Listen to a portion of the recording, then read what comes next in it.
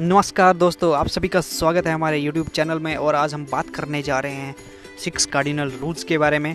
और आज हम जानेंगे कि ये 6 कार्डिनल रूल्स क्या होते हैं और कैसे इनको अप्लाई करके हम MBA बिजनेस में सक्सेसफुल हो सकते हैं। और ये 6 कार्डिनल रूल्स जो हैं वो बिल ब्राइट के द्वारा बनाए गए हैं। तो हम सभी ब्लेस्ड हैं कि हमको ये सीखने के लिए मिल रहे हैं और हम इनके ऊपर काम करके किसी भी बिजनेस में ग्रो कर सकते हैं। और ये जो कार्डिनल रूल्स हैं ये बहुत ही ज़्यादा यूज़फुल हैं।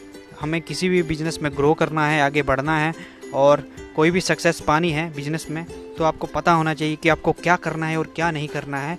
तो आज हम इसी के बारे में बात करेंगे। तो चलिए शुरू करते हैं आज का वीडियो, आप ध्यान से सुनिएगा। तो आइए दोस्तों, बात करते हैं फर्स्ट रूल के बारे में, जो कि है never do anything for the first time without checking upline coach mentor. तो जैसे कि हमको पता है कि हमको कोई भी चीज़ करनी है, कोई भी न्यू चीज़ करनी है, MBA बिजनेस ज्वाइन कर लेते हैं, उसके बाद कैसे बिजनेस करना है तो हम हमारे लिए अपलाइन बैठे हुए हैं। जैसे कि आपको पता है कि MBA बिजनेस होता है, उसमें अपर साइड जो होते हैं, जो हमारे ऊपर होते हैं उनको अपलाइन कहते हैं, और जो हमारे नीचे होते हैं, जो जिनको हम ज्वाइन करवाते हैं, उनको डाउनलाइन कहते हैं।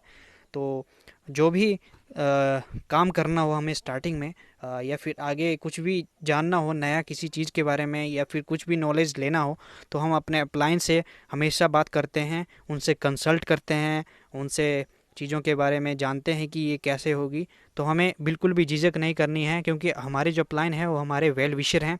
तो उनसे हमेशा बात करनी है कि उनसे हमेशा कंसल्ट करना है कि हमें कैसे किसी चीज़ को करना है। अगर आपको किसी प्रोडक्ट को प्रमोट करना है तो भी आपको उनसे हमेशा बात करनी है कि इस प्रोडक्ट को कैसे प्रमोट किया जाए। या फिर आपको किसी बिजनेस के बारे में बताना है किसी को STP प्लान, तो भी आप उनसे बात कर सकते हो कि कैसे प्लान को बताया जाए, ताकि बहुत से लोग ज्वाइन कर सकें इस बिज़नेस को। और शुरुआत में क्या होता है कि जब बिज़नेस स्टार्ट करते हैं तो हमको लगता है कि बहुत आसान बिज़नेस है, प्रोडक्ट बेचना है और चेन बनानी है, लेकिन इतना आसान नहीं होता है कि जितना दिखता है ये सिंपल। उससे कहीं ज़्यादा डिफ़िकल्ट होता है ये बिज़नेस। और क्योंकि ये लोगों के साथ जुड़ा हुआ बिज़नेस है, लोग सबसे पहले आपको ज्वाइन करेंगे, उसके बाद बिज़नेस स्टार्ट करेंगे। और तो इसीलिए अपलाइन जो होता है वो आपका बॉस नहीं होता है, बल्कि आपका वेल विशर होता है। तो हमेशा उनकी राय लें, उनसे हमेशा आप कंसल्ट करें कि कैसे चीज़ों को करना है। तो एक बहुत ही बड़ा पॉइंट है कि never do anything for first time without checking upline. तो MBA का कार्डिनल रूल का सबसे पहला रूल है, तो हमें इसको फॉलो करना चाहिए और बिजनेस में हम तभी ग्रो कर पाएंगे। तो आइए सेकंड रूल के बारे में बात करते हैं, जो कि है never pass any negative to your downline और क्रॉस लाइन।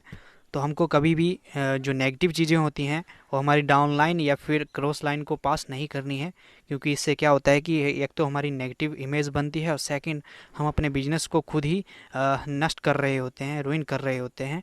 तो हमको इसके ऊपर पूरा ध्यान रखना है कि हमको क्या करना है और क्या नहीं करना है, इसके बारे में हम डिटेल में जानेंगे। तो हमें सबसे पहले समझना पड़ेगा कि डाउन लाइन या क्रॉस लाइन क्या होती है। तो जैसे कि आप होते हो और आपके नीचे डाउनलाइन होती है और आपके अपर साइड में अपलाइन होती है, और अपलाइन के ऊपर और अपलाइन होती है।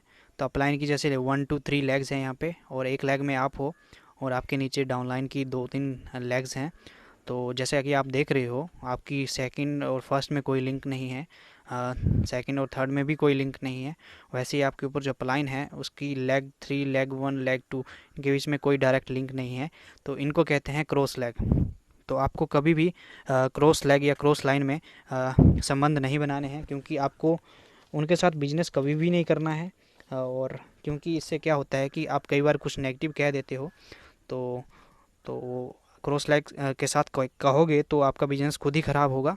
और जैसे आप डाउनलाइन पे कुछ भी बोलते हो, नेगेटिव आपके मुंह से कुछ निकल गया और डाउनलाइन का लिंक क्रॉस लाइन के साथ है, तो दोनों बात करेंगे तो क्या होगा कि बिज़नेस ख़राब हो जाएगा। या तो आपका बिज़नेस ख़राब हो जाएगा, या तो जिस बंदे की टीम में वो दूसरा बंदा है उसका बिज़नेस ख़राब हो जाएगा, या तो आप दोनों का बिज़नेस ख़राब हो जाएगा।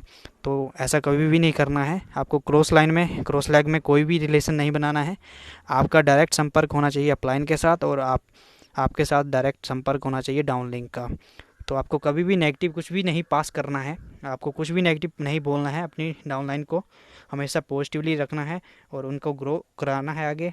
तो एक एग्जांपल के थ्रू बताना चाहूँगा कि जैसे मैंने कुछ बोल दिया कि यार MBA से मैंने ऑर्डर किया था 2 दिन पहले, अर्जेंट था, लेकिन यार एमबे बहुत लेट करता है डिलीवरी। तो एक किस्म से आप एक मैसेज डिलीवर कर रहे हो अपनी डाउनलाइन में कि यहाँ पे डिलीवरी की हमेशा प्रॉब्लम आती है।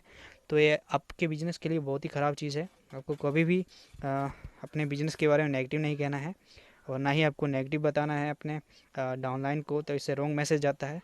मैं उन बिज़नेस ख़राब हो सकता है आपका, और वो दोनों बंदे छोड़ के जा सकते हैं, जिसको भी आप जो भी आपकी डाउनलाइन में होगा वो छोड़ के जा सकता है इस बिज़नेस को। आप पर्पजली नेगेटिव पास नहीं करना चाहते हो, बट बातों से हो जाता है कभी कभी, तो आपको हमेशा ध्यान रखना है। और क्रॉस लाइन के साथ तो आपका संबंध नहीं है, तो आपको पॉजिटिव या नेगेटिव कुछ बोलने की ज़रूरत नहीं है।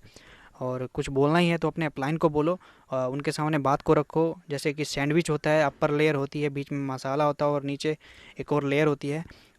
उसी तरह हमें अपनी बात को पहले पॉजिटिवली बताना है और कंफर्टेबली पहले नॉर्मली बात करें, और उसके बाद जो भी आपकी नेगेटिव चीज़ है उसको मसाले की तरह, जैसे सैंडविच में मैंने बात की वैसे रखिए और उनसे पूरे बात कीजिए। जो भी नेगेटिव चीज़ें हैं हेजिटेट बिल्कुल भी मत कीजिए। अपलाइन जो होते हैं, लाइफ लाइन होते हैं, उनसे पूरा शेयर करिए, वो आपको सोल्यूशन ज़रूर बताएंगे। और इसी तरह से आप हमेशा याद रखें कि नेगेटिव बात करके आप हमेशा ही अपना बिजनेस ख़राब करते हैं। तो कभी भी नेगेटिव पास ना करें अपनी डाउन लाइन या क्रॉस लाइन को। नेक्स्ट रूल की तरफ बढ़ते हैं, जो कि है never mess with anybody money. जैसे कि आपको पता है कि जो हर एक जन होता है वो मेहनत से पैसा कमाता है और मेहनत से हार्ड वर्क करता है, बहुत ज़्यादा हार्ड वर्क करके पैसा कमाता है। तो आपको हमेशा दूसरे के पैसे की वैल्यू करनी चाहिए, जैसे कि आप अपने पैसे की वैल्यू करते हो। कभी किसी से उधार नहीं लेना चाहिए। अगर उधार ले भी लें तो उसको टाइम पे निपटा देना चाहिए। अगर आप अपलाइन हैं, उनसे पैसा लेते हो तो प्रोडक्ट ख़रीदने के लिए, तो आपका फ़र्ज़ बनता है कि आप टाइम से उनको पैसा लौटा दें, क्योंकि आपका अपलाइन जो होता है कभी भी रिज़र्व बैंक नहीं होता है, उसकी अपनी बहुत सारी प्रॉब्लम्स रहती हैं। तो आप इस चीज़ को समझें और कभी भी उधारी ना रखें, क्योंकि उधारी से क्या पता है, आपको पता ही है कि पैसा जो होता है, पैसा किसी भी लड़ाई की जड़ होती है और बहुत बड़े बड़े झगड़े जो होते हैं वो पैसे की वजह से ही होते हैं। तो आपको इस बात का ध्यान रखना है कि आपको किसी से कोई उधार नहीं रखना है, और आप अगर उधार रखते भी हो तो आपको उसको टाइम से निपटा देना है। तो आइए बात करते हैं फोर्थ कार्डिनल रूल के बारे में, जो कि है never mess with anybody spouse. जैसे कि आपको पता है कि एमबे बिजनेस जो है, इसमें भी, इस बिज़नेस में कपल भी होते हैं, मैक्सिमम कपल्स का ही बिज़नेस है। और इसके बावजूद यहाँ पे यंग लेडी होती हैं +18, और साथ में मदर्स होती हैं जो कि बिज़नेस को डेवलप कर रही होती हैं, या फिर माँ बेटी दोनों मिलकर इस बिज़नेस को डेवलप कर रहे होते हैं। तो हम सभी का फ़र्ज़ बनता है कि उनके लिए एक सेफ़र एनवायरनमेंट बनाएं और ग्रो करें टुगेदर। और वैसे भी ये जो बिज़नेस है, एमबे बिज़नेस बियॉन्ड फैमिली बिज़नेस है, और ये चरित्र को निखारने का बिज़नेस है। सभी यहाँ पे रिस्पेक्ट कमाने के लिए आए हैं। तो बहुत ही बढ़िया BWW ने बहुत ही बढ़िया कल्चर डेवलप किया है यहाँ पे। और आपको हमेशा यह ध्यान रखना है कि जो भी हस्बैंड वाइफ है, अगर बिज़नेस कर रहे हैं तो आप किसी को प्लान दिखा रहे हैं हस्बैंड वाइफ को, तो हस्बैंड से बात करे और वाइफ से बात करे अबाउट बिजनेस। तो हम सभी को ध्यान रखना चाहिए और कभी भी मैस नहीं करना चाहिए किसी भी सपोज के साथ। चलिए नेक्स्ट रूल की तरफ बढ़ते हैं। फिफ्थ कार्डिनल रूल है never mess with anybody ego. तो दोस्तों, जैसे आपको पता है कि ईगो जो होता है वो बहुत ही भयानक चीज़ होती है, और ईगो जो होता है वो बहुत ही फ्रेजाइल होता है। बड़े बड़े पार्टनरशिप, यहाँ तक कि बड़े बड़े रिलेशनशिप ब्रेक होते हैं एक ईगो की वजह से। और ईगो में क्या होता है कि हम रॉन्ग वर्ड यूज़ करते हैं, जिससे भी हम बात कर रहे होते हैं। अगर हमको ईगो हो जाता है तो हम भूल जाते हैं कि हम असलियत में क्या हैं, और हम रॉन्ग वर्ड यूज़ करते हैं जो भी हमारे डाउनलाइन में आता है। तो उससे क्या होता है, एक तो आपका फ़ाइट होगा उसके साथ में, और साथ में आपको पता होना चाहिए कि जो भी व्यक्ति आता है उसका अपना ईगो होता है, उसका अपना सेल्फ इमेज होता है।